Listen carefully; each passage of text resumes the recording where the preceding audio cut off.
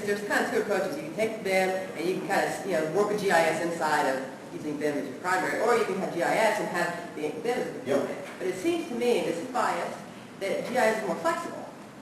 And you can expand it. BIM is using the technology. If you look at GIS, it uses the appropriate technology for what its business purpose is trying to accomplish. Yeah. CAD, and Revit is CAD, I don't care what anyone says it's CAD, it's permanent 3D CAD. CAD is a tool with well represented the technology to represent geometry. And then BIM came along throwing information and process. And what do? You give that to a CAD guy, they're not technologists, they're CAD guys. Throw that in my model. It's the appropriate technology to host that information and process, information. It's the appropriate platform to host the geometry information. And that's why you see the petrochem industry has all their data sitting external in the database and linked to a CAD model. How many people here are in the construction industry? Construction. Yeah? Okay. And in construction, how many, keep your hands raised. Construction? Okay. And of the people with their hands up, how many people actually use GIS in construction? 1, 2 people, 3. I'm in the mining industry, and what needs to be kept in mind here is that GIS is a certain time to apply GIS. Everything in my world has to be three-dimensionally correct, and it's a real problem for me when I produce topography in GIS. I bring it into CAD, and it has no elevation. And so there's a time where you use the brains and the robustness of Civil 3D and Map 3D, and then you bring it in to GIS to tie it to all of these beautiful graphics for report creation. To me, when I bring it into GIS makes cartoons. So what I think I'm hearing is you're saying that BIM equals 3D and GIS equals... I need to have a 3D aspect, and I lose, if I go to my GIS world, I lose too much of that three-dimensional aspect. Everything comes out on a 2D. But you're equating GIS to an application or a platform. GIS is more than that, right? AutoCAD Map, Autodesk would say that AutoCAD Map 3D is a GIS system. So when you're saying bring it into GIS, don't confuse it with a tool. It's a process. GIS. No, he's saying that it's just not advanced enough. I mean, I think we all kind of agree with that. The world isn't advanced enough to use 3D, and BIM is. I mean, look at it. It's beautiful. I want it, but I don't even think that's advanced enough for me to use it in my world right now. Is that all BIM? I'm curious. Oh, it's great. Is that picture BIM? Yeah. I have no idea who created that.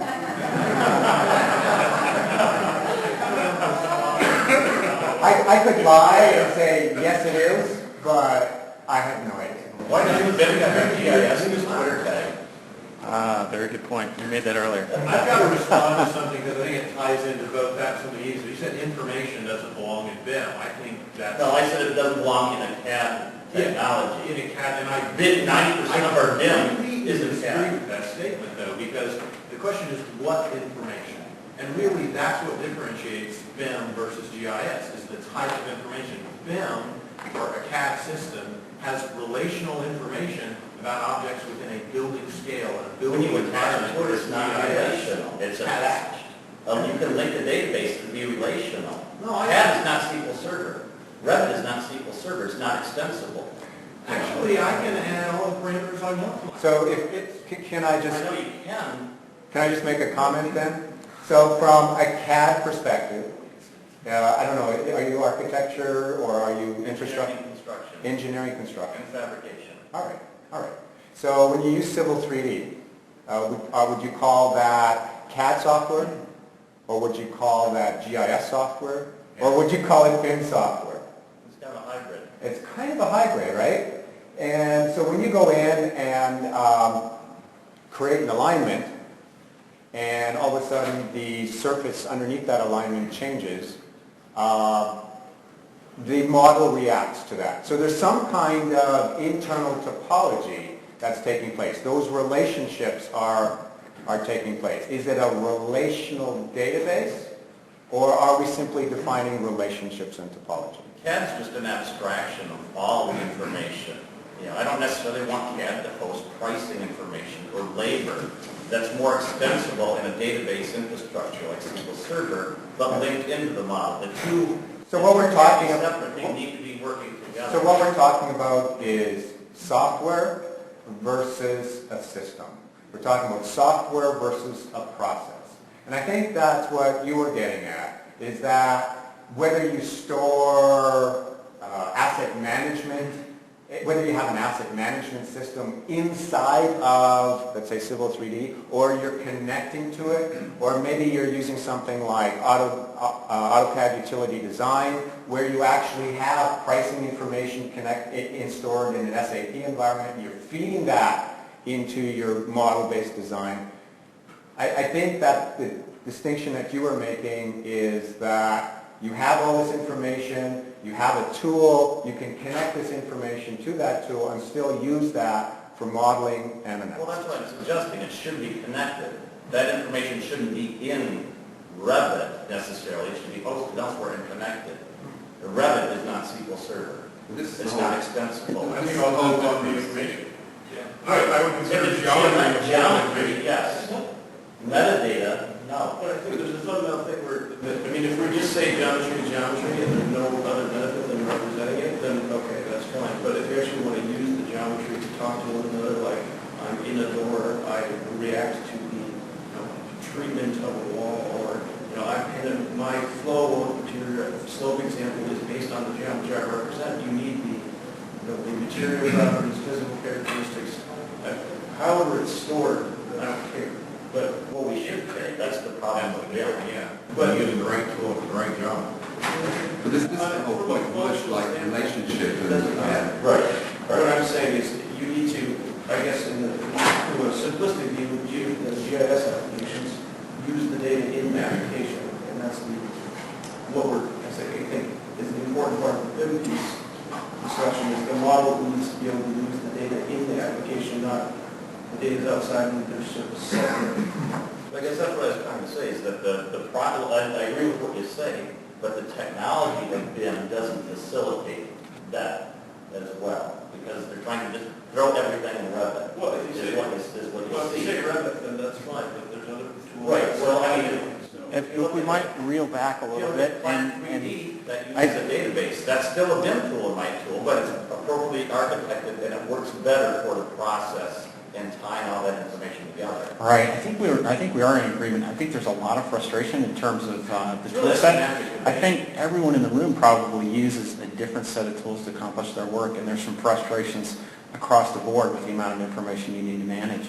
And we're only moving into a more information-rich area, so it really seems to me that we're kind of on the cusp of really having to make some information management decisions in a lot of these industries when we get to a censored world, the Internet of Things. You're probably all familiar with data as we can increasingly capture things with more realism with tools such as LiDAR, and that may become our actual model. How do we pin everything together? How do we analyze? There is always going to be a difference between BIM and GIS. Ultimately, we could and should all share the same model, and they will be the same thing. But what technology allows us to do in Civil 3D, for example, is to model those relationships. So if you move a window, you need to move a door, those things are very obvious. But Pete's first example was when you don't know the relationship and you're analysing that data, you're using the model to find relationships that we didn't know about in the first place. I would like to have one more thing. I know you want to go on, but the reason why we're using GIS as a publishing agent and not the primary interface is simply because GIS is not a good rendering tool. It is bad at it. You can't even hardly do arcs well, right? And so that's a big, serious issue with GIS. You're running an S3 product?